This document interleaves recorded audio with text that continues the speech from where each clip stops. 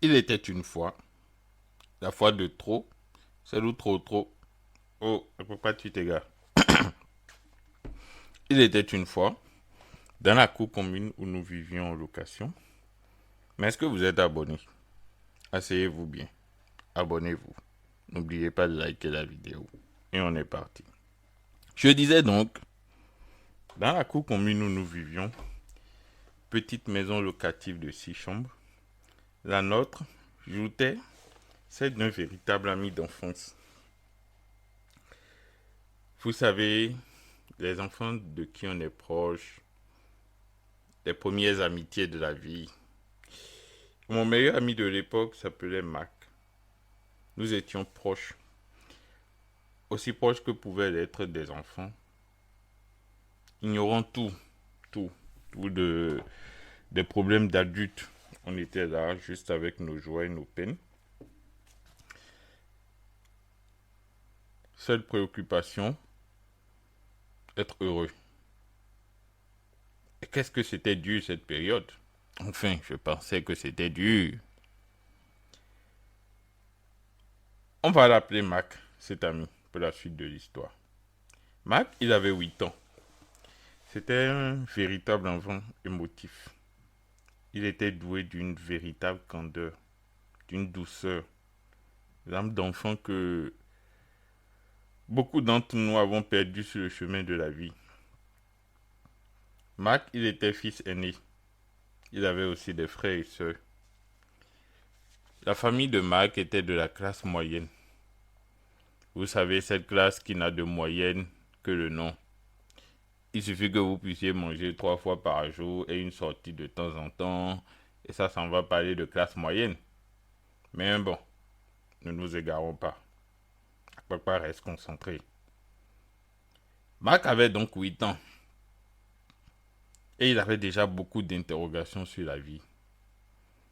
Intelligent comme il était, vif d'esprit. Et il détonnait déjà de la plupart des enfants de son âge.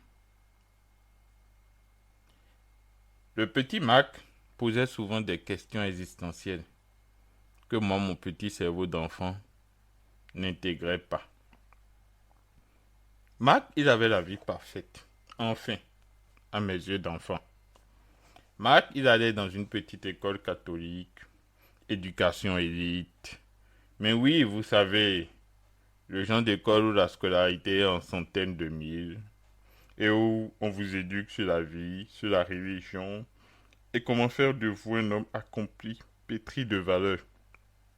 Bref, le, le Stanford, c'est un peu le paramètre, ouais, non, l'élite de l'école au Bénin. C'est un peu comme l'université d'Harvard ou de Stanford, quoi, ou les écoles de la Ivy League. Voilà un peu. Alors que moi, j'étais dans une école publique, un jour sur deux à la maison, à cause des grèves. Mac, il avait les livres, il avait les nouveaux manuels scolaires neufs. Comme moi, je me contentais de photocopier quelques pages d'exercices. Mac, il avait la jolie basket. C'était la seule paire qu'il avait, mais elle éclaboussait toutes les 3 sandales usées que j'avais. Mac, il allait au centre culturel français. Oui, ce qui est devenu l'Institut français, là. À côté de la présidence, là. Oui, Mac, il allait déjà là-bas. Et il ramenait des livres d'Harry Potter. À son jeune âge, Mac, il avait déjà lu les frasques des Binto et une si longue lettre de Mariama Ba. D'ailleurs, petite parenthèse, est-ce que vous avez déjà lu Entre les mains du destin du docteur Yezid Adjao Olatunji Ladjouan? Si vous ne l'avez pas lu, je vous le recommande. C'est une petite pépite littéraire qui est en vente au prix de 5 000 francs. Et d'ailleurs, il y a une séance dédicace le 24 février prochain de 11 h à 13 h à Librairie Zopa à Calavi. Fermons la parenthèse. C'est un livre excellent. Fermons la parenthèse. Bref, Marc, il avait de quoi aller à l'église chaque dimanche. Il changeait souvent de sape, ses frères et lui. Pendant que moi, je me contentais de changer de banc pour ne pas croiser les mêmes gens, avoir les mêmes réflexions, tu portes les mêmes habits. Il arrivait même que pour les fêtes de fin d'année, la Noël, le Nouvel An, Marc et ses frères se mettent en costume, monter dans la voiture de papa et aller à l'église, tout frais, tout pimpant, sous le chaud soleil. Mais ces jours-là, je n'enviais pas la température du corps de Mac. Mac, il avait une famille présente. Son père était là, s'occupait de son éducation, prenait en charge ses études, payait ses médicaments et l'amenait aux soins. Alors que moi, hormis le programme élargi de vaccination, vous savez ce qui est gratuit et qui se termine à 9 mois là. C'est pas la vaccination qui se termine à 9 mois. Hein. C'est ce qui est gratuit là. Qu'on essaie de faire à tous les enfants. Depuis cette période, moi je n'avais plus vu de salle d'hospitalisation que sur l'écran de la famille de Mac. Mais ne soyons pas ingrats envers la vie. Mac, il avait même un père qui veillait sur ses études. Hein. Je l'entendais crier parfois le daron pour réveiller Mac à 5 heures pour qu'il étudie. Je l'entendais contrôler les leçons de Mac, veiller à ce qu'il fasse ses exercices. Et comme du supplice, parfois, le père de Mac, il mettait même des commentaires sur le bulletin de Mac. Qu'il soit premier, deuxième, troisième, quatrième ou cinquième de la classe, bref, il était souvent dans les premiers. Mais le daron n'était jamais satisfait. Il en voulait toujours plus. Et ça ne plaisait pas au Mac. D'être comparé ou d'en vouloir toujours plus, de s'entendre toujours dire ce n'est pas assez. Quelquefois, le Mac, il recevait même des coups de ceinture pour refaire son éducation. Des coups bien appliqués, bien menus, bien servis, avec supplément cuit et histoire de vie. Mais vous savez, vous les avez eus, les histoires de nos darons africains. Ah, moi, pour la petite histoire. Le daron du père de Mac, il disait, moi, je marchais du lycée technique jusqu'à chez moi à midi et je repartais pour 14 heures. Bref, vous voyez un peu le genre d'histoire. Enfin, bien sûr, le père de Mac, c'était un bon papa africain. Attendez, posez-vous. Je bois rapidement une gorgée du yaourt des délices de Nani. Vous connaissez? C'est une jeune doctoresse qui fait des yaourts bien frais, bien digérés et des pastels farcis pour agrémenter l'ensemble de vos événements. Vous pouvez la joindre au 65 06 46 39. Ah, je m'égare encore, désolé. J'étais pas très intelligent à l'école, moi. Rester concentré n'était pas mon fort. Enfin, Mac, il avait une meilleure montre. Mais on en reparlera plus tard. Cet épisode ne lui est pas dédié. Oui, les aventures de Mac sont très longues. Moi, je devais me contenter du chant du coq pour me réveiller. Mais aussi des cris du papa de Mac. Soyons honnêtes. Difficile de dormir à côté quand le daron de Mac était debout. J'étais envieux de Mac. Je voulais aussi que mon père m'eût fait le tiers de ce que le père de Mac faisait. Qu'il m'ait redressé le derrière avec la sompaka. Cette petite chicotte en peau de bœuf qui m'aurait écarté des premiers larcins de la délinquance juvénile. Des premiers mégots de cigarettes, du coude qui se lève trop. Mais Mac, lui, trouvait son père trop strict, pas assez affectif, pas assez dans l'émotionnel. Il le vivait quelquefois mal, le Mac. Il voulait parler de ses peines de cœur à 13 ans avec le daron, alors que ce dernier parlait étudier comportement à longueur de journée. Il voulait attendre son père lui dire juste une fois, je suis fier de toi. Mais le daron en voulait toujours plus. Le daron avait peur que lui dire je suis fier de toi lui fasse croire qu'il était arrivé. Le Marc, il avait parfois l'impression que son daron voulait un autre fils, d'autres enfants que lui, que.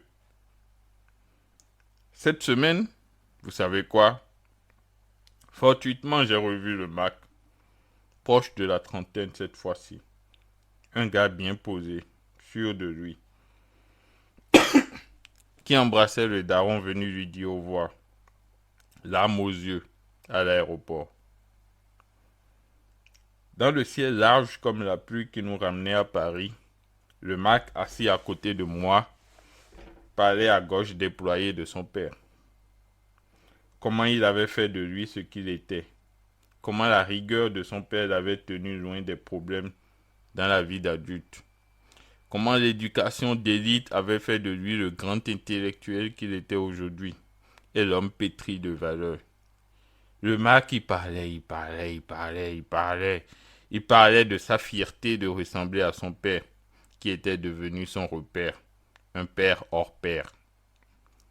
Il me disait comment les larmes de son père tout à l'heure l'avaient ému, comment il avait compris qu'on devient père sans guide, ni modèle, ni manuel, comment il avait vu qu'il avait eu de la chance, et comment tout cela n'était qu'une preuve d'amour maladroite de son père.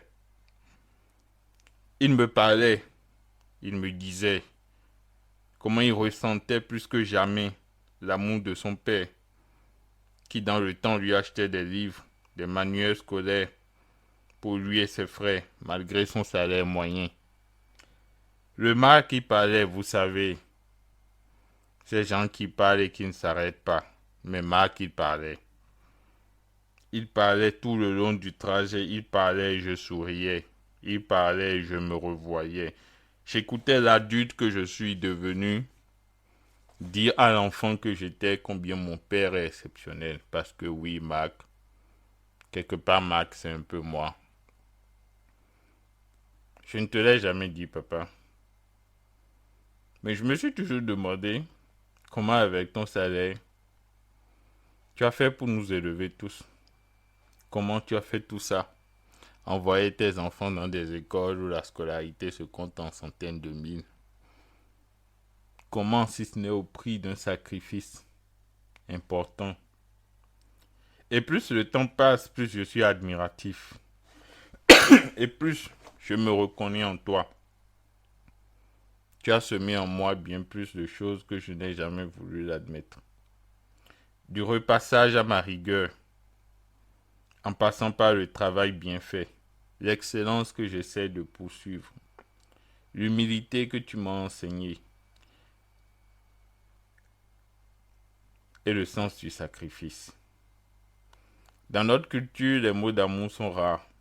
J'ai appris à l'usure qu'on avait tort d'en être avare, pour citer le Youss. Alors je profite de ce jour pour te dire que je t'aime, pour te dire merci, un sincère merci, un sincère je t'aime. Je n'écris pas ces lignes à l'eau de rose, le coude levé. Non, ma psyché est comme l'humus. Je n'oublie pas nos disputes. Peut-être, je me dis que c'est parce que nous sommes trop fiers tous les deux. Et parce que nous nous ressemblons beaucoup. Je n'oublie pas les coups de ceinture. Elles ont aussi compté. Ou ils ont aussi compté. Pour faire de moi l'homme que je suis. Est-ce que je referai la même avec mes enfants? Rien n'est moins sûr. Mais je banalisais trop souvent tes sacrifices. Aujourd'hui, je te dis merci. Merci d'être le père responsable que tu as été, que tu es et que tu seras à tout jamais. Merci pour les leçons, même si parfois tu insistais trop pour l'enfant que j'étais. Merci pour m'avoir appris à être maçon, éboueur, menuisier, déménageur de l'extrême. Merci pour toutes les bosses que les tables ont faites sur ma tête lorsque nous les prenions sur les pavés de Cotonou. Merci pour le stage professionnel en tant que serveur de cafétéria. Oui, tu as eu plusieurs vies. Merci pour les fois où j'étais tout sale alors que ma coche du quartier revenait de la messe. Ça m'a appris bien plus que l'humilité. Merci aussi pour les cris qui m'ont obligé à me tenir cloîtré chez moi. Aujourd'hui, je réalise avec le sourire que tout ça m'a préparé à être indépendant.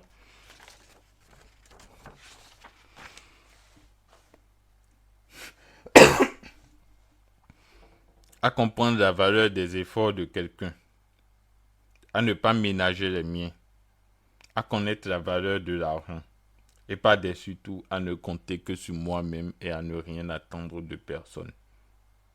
Même pas de toi, comme tu me le disais si bien. Je t'écris ce mot de quelque part dans le monde pour te dire que je t'aime. Enfin, que nous t'aimons. Avant, je t'aimais comme un père, comme un fils aime son père. Un amour rempli d'impureté et de désaccord. Maintenant, je t'adore. Je t'adore. J'adore le beau-père de mon épouse, le grand-père de ma nièce, le grand-père de mes enfants à naître. Et j'aimerais juste être un jour un père présent, à la hauteur de ce que tu as été et de ce que tu es pour nous. Je profite pour apporter mon soutien à tous ceux et celles qui ont perdu leur père, qui ne l'ont jamais connu ou qui ont eu un père absent. Le temps ne répare pas vraiment, j'en suis conscient, et je vous apporte tout mon réconfort. J'ai la chance d'avoir le mien, et c'est bientôt son anniversaire. Donc papa, j'espère que tu pourras écouter ce test pour ton anniversaire. Joyeux anniversaire. L'homme le plus intelligent du monde. C'est comme ça qu'on t'avait baptisé. Dédicace à la famille, à mes frères et sœurs, aux souvenirs du temps passé, présent et à venir. Et plus que jamais, one love papa. Joyeux anniversaire. Je ne savais pas trop quoi t'offrir. Alors je me suis dit,